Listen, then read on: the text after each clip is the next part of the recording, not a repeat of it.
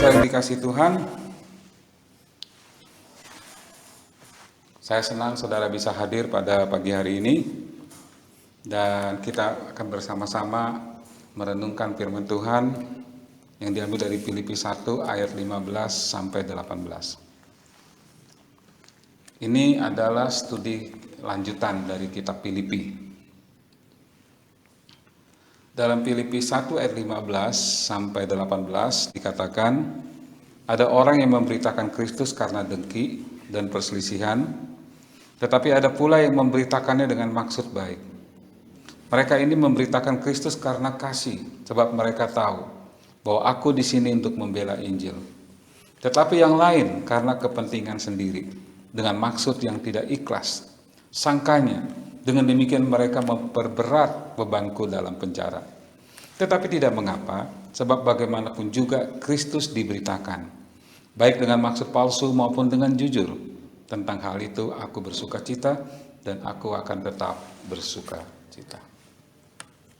Saudara yang dikasih Tuhan, hama dan penyakit tanaman dapat membuat tanaman menjadi rusak. Hama dan penyakit dapat menghambat pertumbuhan dan perkembangan tanaman. Oleh sebab itu, para petani harus mampu mengendalikan hama. Kalau tidak demikian, maka hama dapat menyerang tanaman dan menyebabkan petani mengalami kerugian besar karena masalah hama dan penyakit tanaman yang menyerang perkebunan atau pertanian mereka. Hama adalah hewan yang biasanya menyerang dan mengganggu tanaman, sehingga tanaman tersebut tidak bisa tumbuh dan berkembang dengan optimal. Jenis-jenis hama yang menjadi musuh para petani adalah tikus, ulat, walang sangit, dan lain-lain. Jadi, kalau tanaman atau perkebunan mereka tidak mau mengalami kerugian atau pertumbuhannya maksimal, maka mereka harus mengendalikan hama. Hama harus dikendalikan, karena hama akan menyerang tanaman mereka. Nah, ini menjadi khotbah saya pada pagi ini. Pengendalian hama. Sebelumnya, Paulus menghadapi situasi yang bermasalah.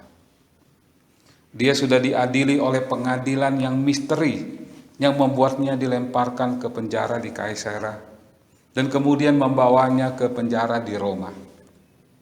Sekarang Paulus menulis bukan tentang keadaan yang bermasalah, tetapi tentang orang-orang yang bermasalah. Paulus sedang menghadapi orang-orang yang bermasalah. Minggu lalu kita sudah melihat bagaimana Paulus menghadapi keadaan yang bermasalah. Sekarang dia menulis tentang orang-orang yang bermasalah.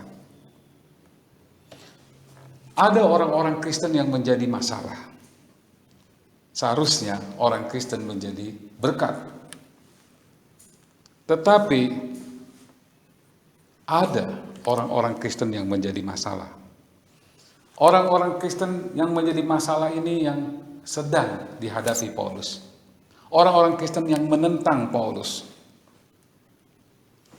Saudara, pertanyaannya sekarang adalah bagaimana Paulus menangani hama? Bagaimana kita bisa menangani hama? Bagaimana saudara menghadapi orang yang mengaku sebagai orang Kristen, namun pada saat yang sama mereka aneh, mereka mudah tersinggung, terkadang salah atau sekedar konyol. Bagaimana kita menangani orang macam ini? Apa yang mau Anda kerjakan? Nah, kita bisa melihat dari ayat ini di Filipi 1 ayat 15 sampai 18 ya. Paulus memiliki strategi bagaimana menghadapi orang bermasalah. Apakah Anda seorang pemimpin jemaat? Apakah Anda seorang pemimpin kelompok? Apakah Anda mengumpulkan kelompok kecil di rumah Anda? Atau Anda melakukan perjalanan misi? Atau Anda hanya bergaul dengan orang Kristen? Marilah kita melihat prinsip yang berharga untuk kita ketahui. Kita akan mulai dengan melihat teks kita, yaitu di dalam ayat 15. Dikatakan ada orang yang memberitakan Kristus karena dengki dan perselisihan.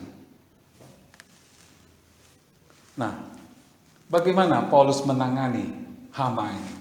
Bagaimana Paulus mengendalikan orang-orang yang bermasalah? Hal yang pertama yang Paulus lakukan adalah mengidentifikasi pembuat onar. Paulus mengidentifikasi pembuat onar.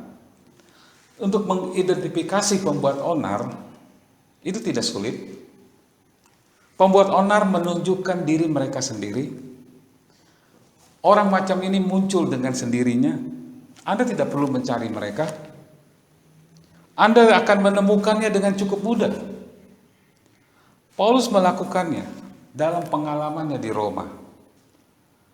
Saat kita melihat teks ini dengan lebih cermat, kita menemukan siapa yang dia bicarakan. Siapa yang dia maksud. Orang-orang yang memberitakan Kristus dengan dengki ini. Siapa orang ini yang membuat onar? Pertama-tama, kita ingin membuat catatan bahwa orang-orang yang ditulis Paulus ini adalah orang-orang percaya. Mereka adalah orang-orang percaya. Perhatikan ayat 15. Ada orang yang memberitakan Kristus karena dengki. Jadi, orang ini mengkhotbahkan Kristus. Mengkhotbahkan Kristus. Nah, siapakah mereka ini? Kalau kita membaca dalam ayat 14, dan kebanyakan saudara dalam Tuhan. Paulus menyebut mereka saudara dalam Tuhan. Mereka adalah saudara dalam Tuhan. Mereka adalah orang percaya. Jadi, Paulus berurusan dengan orang percaya yang membuat onar. Paulus sedang berhadapan dengan orang Kristen yang menjadi masalah. Troublemaking. Jelas, Paulus tidak berurusan dengan bidat. Paulus tidak berurusan dengan gnostik atau Yudaism atau penyembah berhala yang tidak percaya. Paulus sedang berbicara tentang orang-orang Kristen yang memberitakan Kristus. Dan nampaknya mereka orang yang melayani di Roma. Mengapa ini penting untuk dicatat? Saudara yang dikasihi Tuhan, saya perhatikan ada orang-orang Kristen yang suka mengidealkan jemaat mula-mula. Mereka berpikir bahwa jemaat mula-mula pasti jemaat yang sempurna. Dan saya pernah mendengar sentimen seperti, saya berharap jemaat kita bisa seperti abad-abad awal. Ini adalah masa lalu yang indah. Saudara yang dikasihi Tuhan, saya sudah menemukan masa lalu yang indah hanyalah kombinasi dari imajinasi yang baik dan ingatan yang buruk. Karena kalau kita memikirkan gereja mula-mula di Perjanjian Baru dipenuhi dengan gereja yang bermasalah. Contoh, jemaat di Korintus adalah juga termasuk gereja mula-mula. Pernahkah saudara menghabiskan banyak waktu untuk membaca 1 dan 2 Korintus? Kalau saudara pernah membaca, saudara akan mengerti bahwa ketika Paulus menulis surat itu, dia sedang berbicara kepada sebuah jemaat yang terpecah belah, yang sedang memperdebatkan kepemimpinan. terjadi perceraian yang merajalela, ada kekurangan kasih, ada amoralitas, ada diskusi tentang karunia rohani yang tidak disetujui oleh siapapun. Kedengarannya sangat kontemporer, bukan? Kalau Anda ingin menjadi seperti jemaat mula-mula, saya pikir kita sudah mencapai sasaran itu. Jemaat mula-mula bukanlah sekelompok orang yang sempurna. Saya kira masalah yang paling mengganggu adalah mengapa itu terjadi di gereja. Mengapa kekacauan itu justru terjadi dalam jemaat? Mengapa itu terjadi di antara orang-orang yang sudah ditebus? Kenapa itu terjadi di antara orang-orang yang sudah diselamatkan? Kenapa bisa begitu banyak masalah? Puritan John Trapp, ya, sekali lagi, Puritan John Trapp menjawab pertanyaan itu dengan sangat baik. John Trapp mengatakan, iblis suka memancing di air keruh. Itu bagus, bukan? Iblis suka memancing di perairan yang bermasalah. Iblis suka mengeksploitasi dan memperbesar konflik atau perselisihan atau masalah apapun yang mungkin ada di antara kita. Satu hal yang harus kita cegah, dan satu hal yang mau dicegah oleh iblis adalah iblis tidak akan membiarkan orang Kristen melihat ke atas dan melihat panji-panji kemenangan berkibar.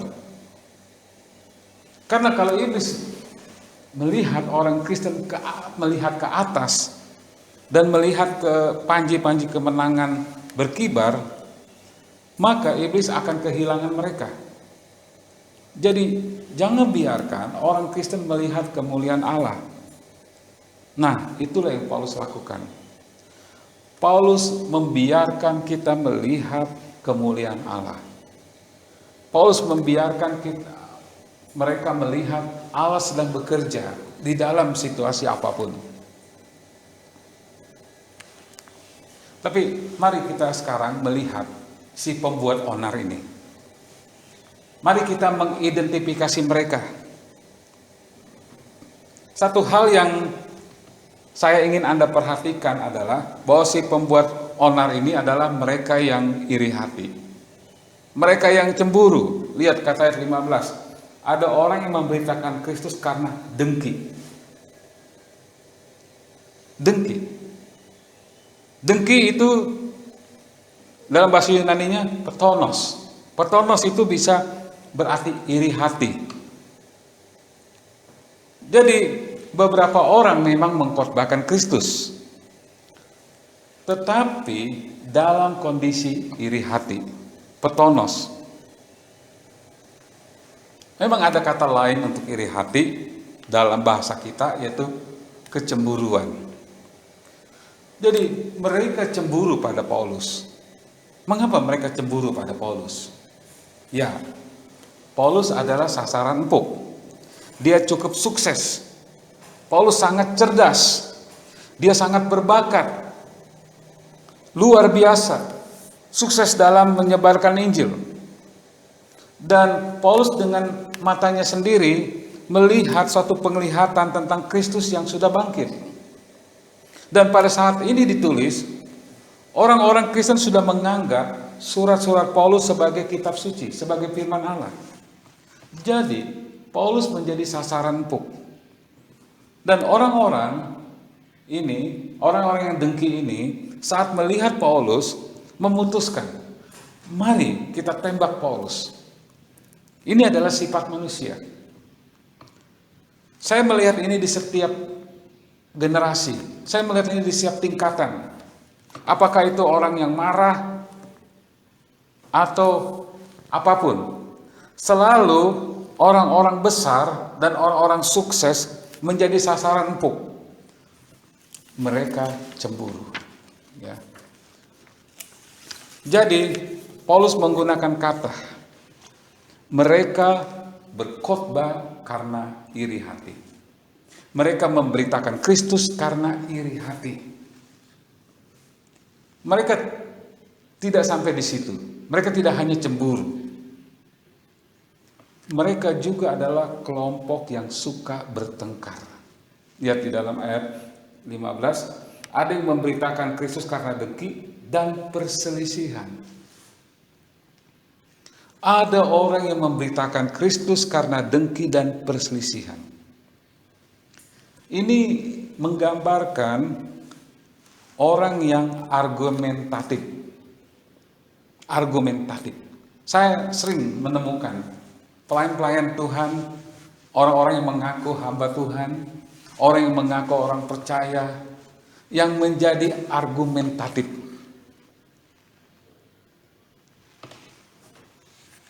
Dan itulah yang dimaksud dengan perselisihan, seseorang yang suka menimbulkan konflik, argumentatif.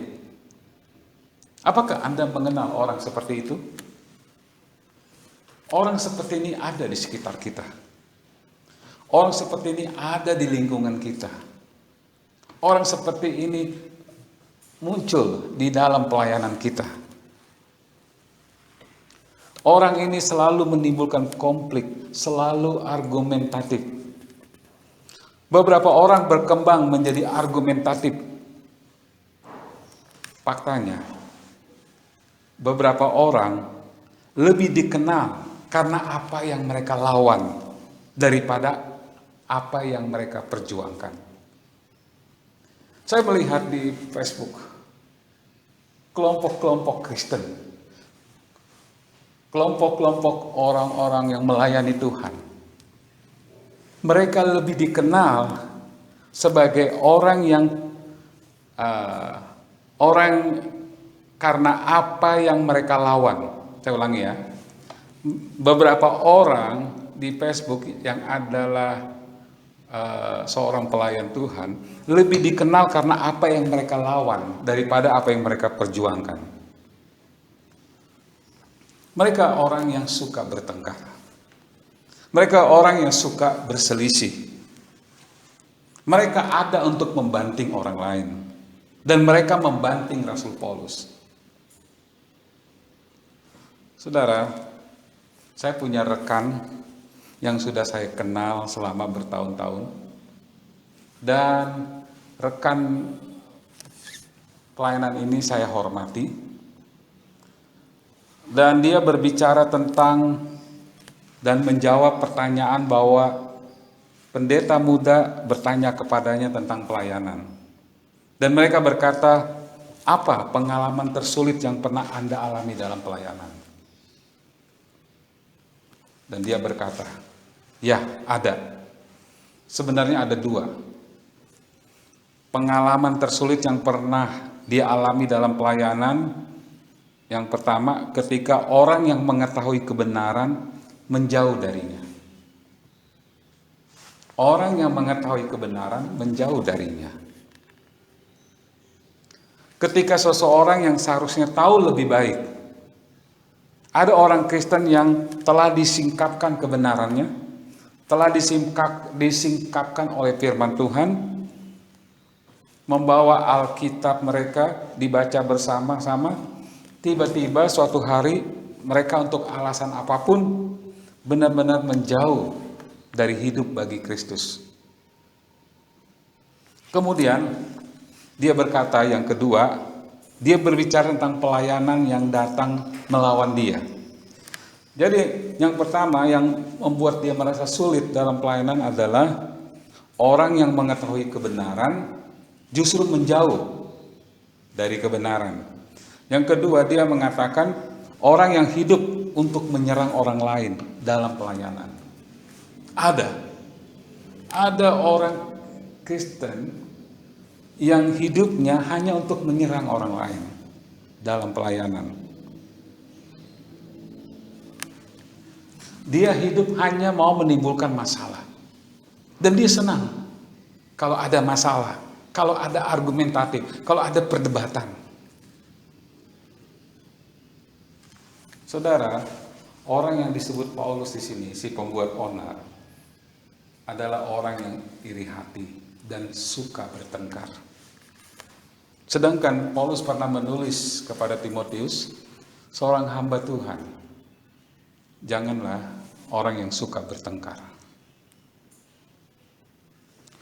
Nah, saudara, selain dia suka bertengkar, kita lebih lanjut ya, di dalam ayat 17, tetapi yang lain karena kepentingan sendiri dan dengan maksud yang tidak ikhlas. Ya.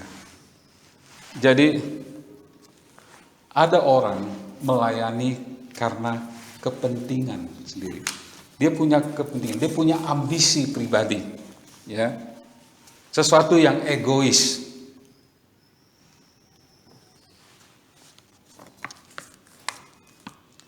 Jadi ini sangat menarik ya, bahwa kata ini yaitu yang lain melayani karena kepentingan sendiri ya, ambisi yang egois. Kata ini dipakai untuk orang-orang yang masuk dalam politik. Ini adalah istilah politik yang berbicara tentang seorang politisi yang mencari jabatan. Jadi untuk mencapai jabatan, untuk memperoleh jabatan, dia menggunakan kampanye negatif. Dia merendahkan orang lain untuk membuat dirinya terlihat lebih baik. Untuk mempromosikan dirinya sendiri. Jadi Paulus sedang mengidentifikasi orang bermasalah ini. Ada orang yang iri, ada orang yang suka bertengkar, tapi ada juga orang yang berambisi, egois. Orang yang membuat dirinya terlihat lebih baik dengan cara merendahkan orang lain. Orang yang suka mempromosikan dirinya sendiri. Jadi orang yang suka membual. Dan mereka untuk memperoleh posisi jabatan, dia melakukan kampanye negatif. Nah, orang ini mendapat kesenangan dengan membanting Paulus, sehingga mereka bisa membuat orang lain berpikir bahwa orang ini jauh lebih baik dari Paulus. Dan ini bukan hal baru di dalam Perjanjian Baru. Kita tahu bahwa Rasul Yohanes berbicara tentang seseorang yang bernama Diotrephes dalam 3 Yohanes ayat 9. Dalam surat kecil menjelang akhir Perjanjian Baru, dia mengatakan Diotrephes suka memiliki keunggulan. Dia suka cari kelebihan. Dengan kata lain, dia ingin mendominasi orang. Dia gila kontrol, dia gila hormat.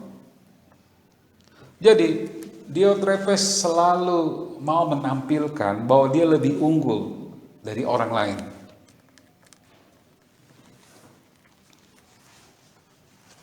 Jadi Diotrephes adalah orang yang memiliki ambisi egois. Rasul Paulus mengidentifikasi pembuat onar ini sebagai orang yang memiliki ambisi egois. Memang Paulus tidak menyebut nama di sini dalam Filipi 1 ini. Dia tidak menyebut nama orangnya. Tidak seperti di surat Yohanes ya. Dia tidak menyebut nama, tapi dia hanya menyebut mereka.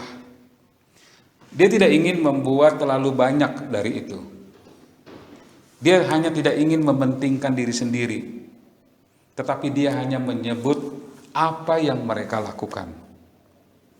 Nah, saudara, lebih lanjut Paulus mengidentifikasi pembuat onar ini dengan yang pertama tadi, orang ini orang yang dengki, orang yang suka bertengkar, orang yang memiliki ambisi egois, dan yang keempat, orang ini juga adalah jahat. Ya, mereka jahat. Perhatikan ayat 17. Tetapi yang lain karena kepentingan sendiri dan dengan maksud yang tidak ikhlas. Sangkanya dengan demikian mereka memperberat bebanku dalam penjara. Nah, sekarang perhatikan ini. Orang ini berharap untuk menambah penderitaan pada rantai Paulus. Sekarang di sini Paulus mengungkapkan motivasi mereka. Mereka melakukan semua ini. Mereka melayani dengan iri hati. Mereka melayani dengan suka bertengkar. Mereka melayani dengan ambisi egois, dengan motivasi untuk memperberat penderitaan Paulus, memperberat beban Paulus. Saudara, kata penderitaan adalah kata umum dalam Perjanjian Baru, yaitu telipsis. Telipsis adalah kata yang berarti tekanan atau cobaan. Tetapi secara harfiah, telipsis berarti kejengkelan atau artinya gesekan. Ini adalah iritasi yang disebabkan oleh gesekan suatu benda di atas benda lain. Kalau kita perhatikan, mereka ingin menambah telipsis atau mereka ingin menambah iritasi pada rantai Paulus. Ingat, selama 2 tahun Rasul Paulus dirantai. Saya pikir Anda sudah pernah mendengarnya, bukan? Dan saya pikir Anda sudah pernah membacanya. Dan saya sudah pernah menyinggungnya, membahasnya. Tapi saya ingin Anda memikirkan apa artinya itu. Itu berarti selama 2 tahun Paulus tidak bisa istirahat sendirian. Dia tidak bisa istirahat sendirian. Dia tidak memiliki kebebasan. Dia tidak memiliki isolasi. Dia tidak memiliki privasi. Dia di Roma selama 2 tahun. Dirantai ke penjaga, ke tentara. Ini berarti ada belenggu di pergelangan tangannya. Dengan rantai yang melekat pada belenggu prajurit lain, yang hanya menempati tempat itu selama beberapa jam suatu waktu, tetapi Paulus 24 jam sehari, 7 seminggu, 2 tahun dia punya rantai. Ini berarti belenggu itu akan mengiritasi kulitnya dan tulangnya serta korengnya akan berkembang. Dan itu akan berdarah. Dan itu akan menebal dan lain-lain. Saudara mendapat gambarannya, bukan? Jadi dia berkata, alasan orang-orang ini ke arah Paulus adalah ingin menambah iritasi, kejengkelan yang sudah Paulus miliki di rantai. Itulah motivasi mereka. Jadi dikatakan ayat 17, tetapi yang lain karena kepentingan sendiri dan dengan maksud yang tidak ikhlas, sangkanya dengan demikian mereka memperberat iritasiku, memperberat gesekanku, kejengkelanku, bebanku dalam penjara. Perlu diingat saudara, mereka tidak ingin menginjili yang tersesat. Mereka tidak ingin memberi makan makawanan domba. Mereka tidak terlalu peduli dengan gereja. Meskipun mereka berkata, ya saya mengatakan ini tentang Paulus karena saya benar-benar peduli dengan gereja. Paulus berkata itu tidak benar. Yang benar adalah mereka memiliki satu motivasi.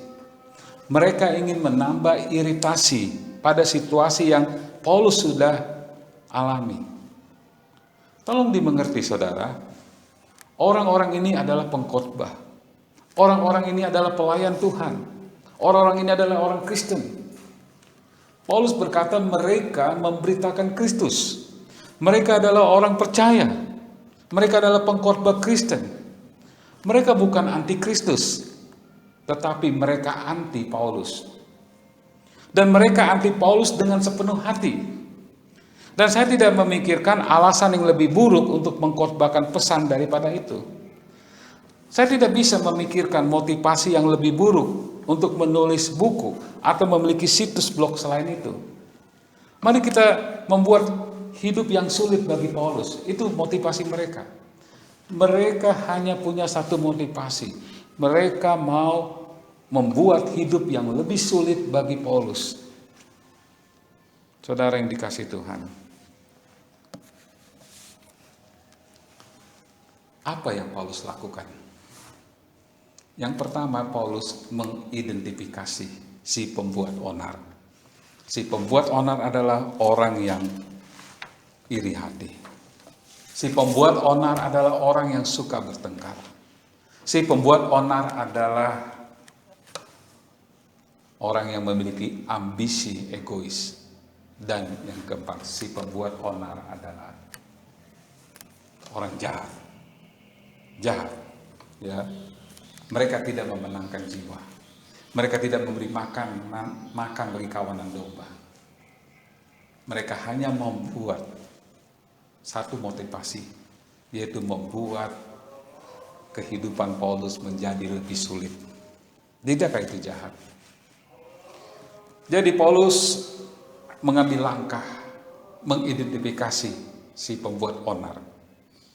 Yang kedua, apa yang Paulus lakukan? Paulus meratifikasi pembuat kebenaran. Memang ada orang yang memberitakan Kristus karena iri hati dan perselisihan. Sekarang dia berpaling ke arah orang-orang yang berbuat baik, orang-orang yang berniat baik, orang-orang yang tulus dalam melayani. Dan Paulus menjelaskan mereka. Orang yang tulus memberitakan Kristus, orang yang berniat baik memberitakan Kristus, mereka memberitakan Kristus karena kasih. Sebab mereka tahu, aku ada di sini untuk membela Injil. Jadi di dalam ayat 16, Paulus berkata, ayat 16, mereka ini memberitakan Kristus karena kasih. Sebab mereka tahu bahwa aku di sini untuk membela Injil. Jadi sesudah dia mengidentifikasi pembuat onar, sekarang Paulus berbalik arah, ya. Dia berpaling ke beberapa orang yang berniat baik. Ya. Paulus bilang ada beberapa yang baik. Ya. Jadi Paulus daripada hanya fokus kepada si pembuat onar, dia fokus, dia berpaling kepada orang baik, orang yang berniat baik, orang yang melayani karena kasih, orang yang melayani dengan tulus, ya. Saya ingin berbagi dengan Anda. Tahukah saudara bahwa Rasul Paulus mungkin kehilangan nyawanya sebagai akibat dari pembuat masalah? Kemungkinan Paulus kehilangan nyawanya dampak dari orang-orang yang membuat masalah. Paulus mungkin kehilangan nyawanya karena masalah yang disebabkan oleh orang-orang Kristen yang membuat masalah di Roma. Anda berkata, oh tunggu, saya selalu mendengar bahwa Kaisar Nero yang membunuh Rasul Paulus, memenggal kepalanya. Ya memang, itu perbuatan Kaisar Nero. Tapi ini masalahnya. Kita memiliki sangat sedikit informasi tentang kematian Paulus dari catatan gereja mula-mula. Mereka sangat diam. Kita hanya memiliki cuplikan di sana-sini. Tetapi sepertinya kecemburuan. Kecemburuan banyak orang Kristen di Roma mencela Paulus di hadapan Kaisar Nero yang menambah bobot hukuman mati. Dari mana Anda tahu? Saya akan berbagi dua dengan Anda. Ada beberapa sumber yang saya temukan. Satu berasal dari 2 Timotius 1. Ada seseorang yang bernama Onesiphorus. Bagaimana itu sebuah nama? Ya, jangan beri nama Onesiphorus. Meskipun dia orang baik.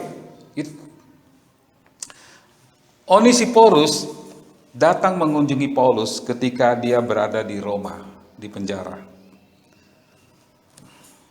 Masalahnya, waktu Onesiphorus sampai di Roma, sepertinya tidak ada orang yang mau memberitahunya di mana Paulus berada. Mereka tidak ingin memberitahunya.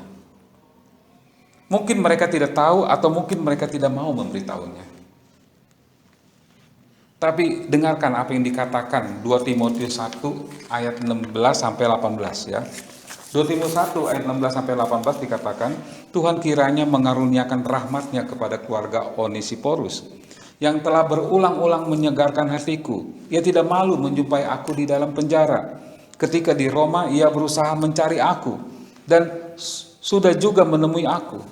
Kiranya Tuhan menunjukkan rahmatnya kepadaku pada harinya. Betapa banyaknya pelayanan yang ia lakukan di Efesus, engkau lebih mengetahuinya daripadaku. Jadi, Onesiporus datang ke Roma. Tidak ada yang memberitahukan di mana Paulus berada. Meskipun Paulus tetap open house selama 2 tahun. Orang-orang datang dan mengunjunginya, dan dia memberitahu para pemimpin jemaat. Tetapi dia harus mencarinya.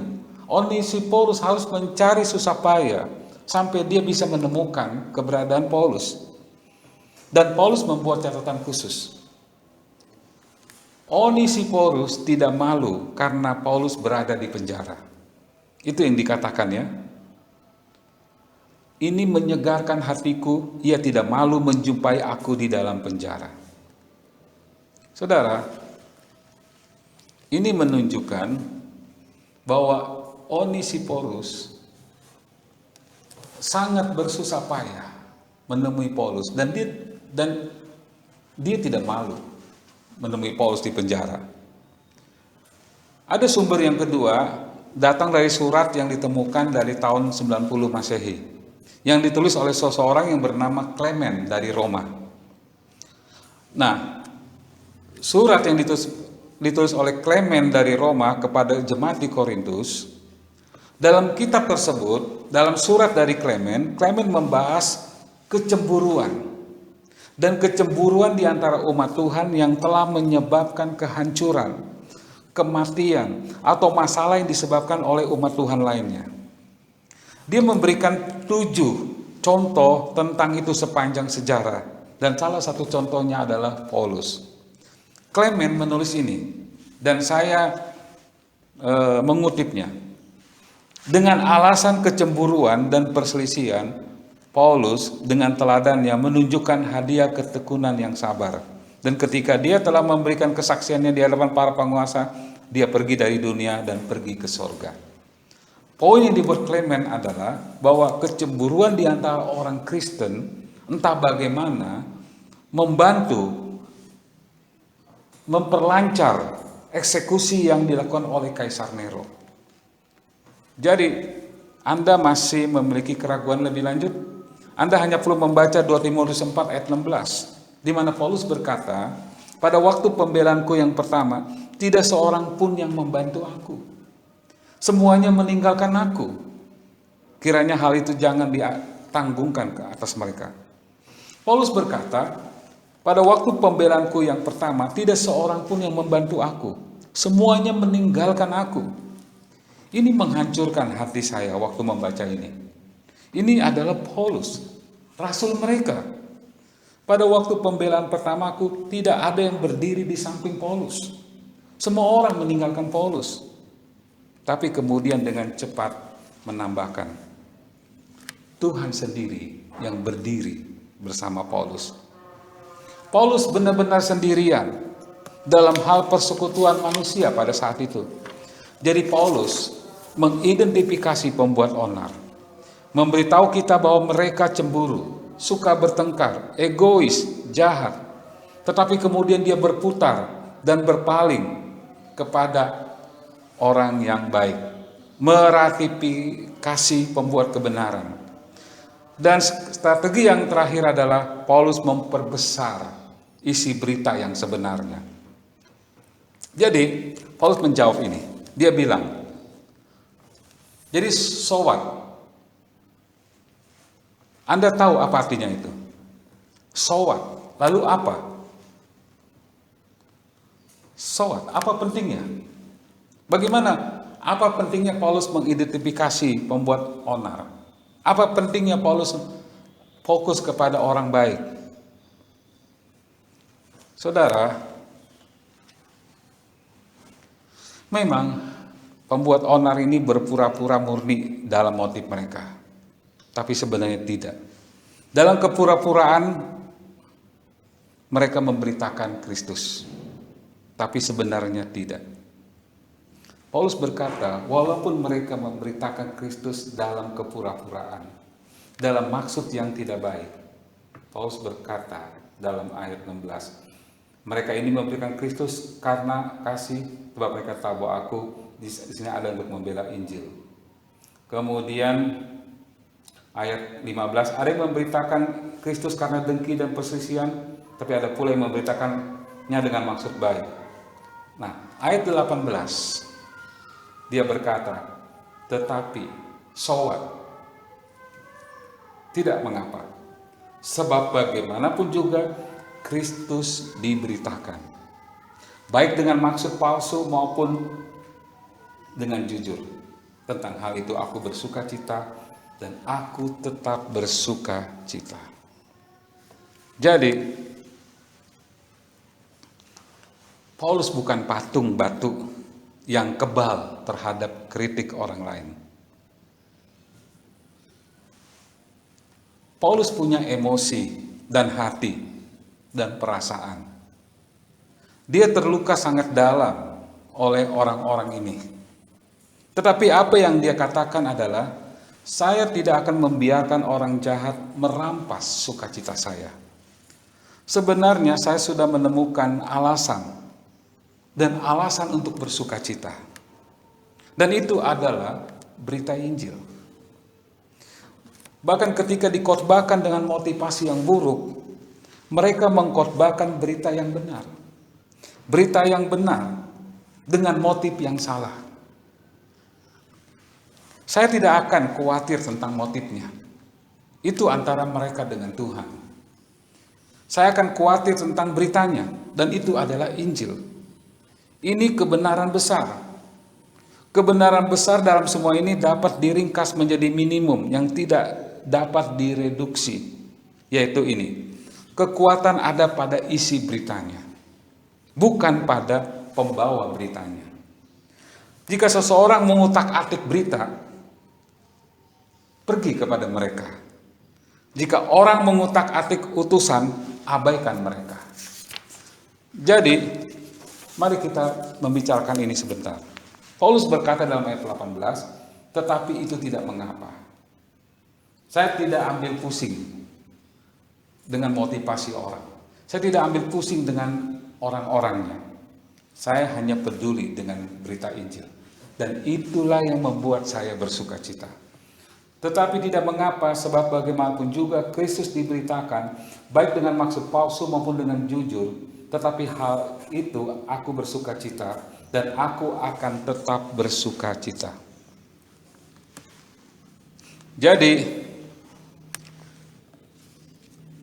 kalau ada orang yang mengacaukan dan mengutak-atik isi berita Injil, Paulus akan pergi kepada mereka. Paulus menulis surat kepada orang Galatia, dan dia berkata, kalau ada di antara kamu yang mengkhotbahkan Injil yang berbeda, Injil yang berbeda dari Injil yang benar, Paulus berkata, terkutuklah dia. Terkutuklah dia. Tetapi ketika ada orang yang mengkritik dia, mencela Paulus, dia tidak ambil pusing. Dia abaikan itu. Dia bersuka cita terlepas dari mereka. Mengapa? Karena mereka bersaudara. Itu sebabnya. Sesederhana itu. Mereka bersaudara. Ya, memang mereka kasar. Ya, memang mereka bodoh. Ya, mereka memang menjengkelkan. Tapi mereka bersaudara. Mereka bersaudara di dalam Kristus. Paulus berkata, saya tidak dipanggil untuk membela diri. Saya dipanggil untuk membela Injil. Saya tidak dipanggil untuk melindungi diri saya sendiri. Saya dipanggil untuk memberitakan Injil.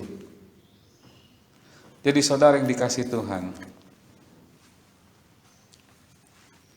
banyak orang Kristen, pelayan-pelayan Tuhan, terlalu sering membuat banyak atas apa yang memisahkan kita.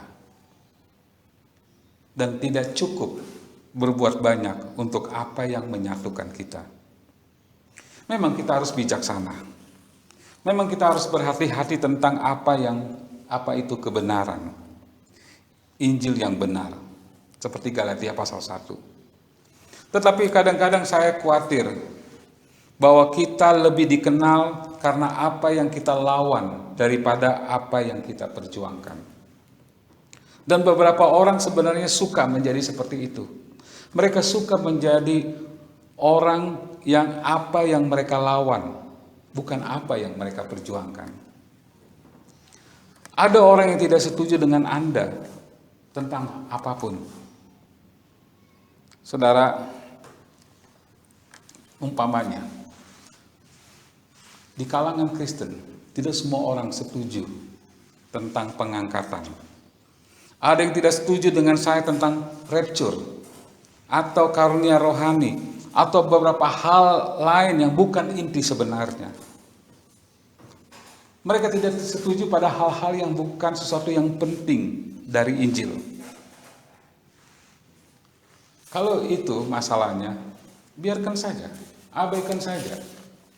Ya, saudara yang dikasihi Tuhan, saya akan tutup di sini. Paulus berkata, tetapi tidak mengapa, sebab bagaimanapun juga Kristus diberitakan. Baik dengan maksud palsu maupun dengan jujur. Tentang hal itu aku bersuka cita dan aku akan tetap bersuka cita. Setiap kali saya mempelajari sejarah gereja, ya, apa yang saya temukan? Sejarah gereja adalah sejarah orang-orang yang tidak akur dan terpecah belah. Itu yang saya temukan. Dan mari kita berfokus pada Injil. Paulus ada di penjara karena berita Injil. Jadi apapun orang perbuat kepada dia, tidak akan merampas sukacita dia selama Injil diberitakan. Paulus tidak peduli tentang motivasi orang-orang. Dia hanya peduli pada berita Injil. Saudara yang dikasihi Tuhan, Paulus tetap bersukacita. Dia adalah rasul sukacita. Saya akan menutup ini dalam doa. Bisakah saya meminta Anda berdiri pada pagi ini? Dan kita mau berdoa.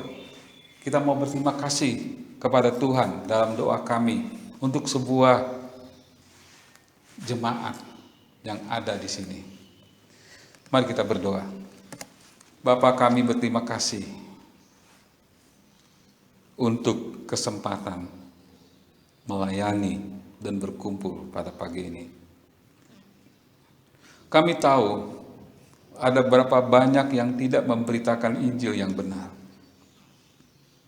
Kami tahu ada berapa banyak orang-orang yang menentang korban penebusan Kristus. Tetapi kami tidak memikirkan mereka. Kami sedang memikirkan mereka yang percaya pada kebenaran esensial itu. Dalam gaya mereka yang berbeda atau nuansa yang berbeda, mereka mencintaimu. Mereka menyukai pekerjaanmu. Kami hanya memikirkan berita Injil yang mengubah hidup banyak orang. Kami tidak peduli tentang orang-orang yang memiliki pikiran mereka tentang doktrin Trinitas atau semua itu. Kami hanya peduli kepada berita Injil. Dan itulah yang mendatangkan sukacita bagi Rasul Paulus dan sukacita bagi kami semua. Kiranya Tuhan memberkati jemaat pagi ini. Terpujilah namamu. Dalam nama Yesus Kristus kami berdoa. Amin. Terima kasih. Selanjutnya kami kembalikan ke Bapak Yus. Tuhan memberkati.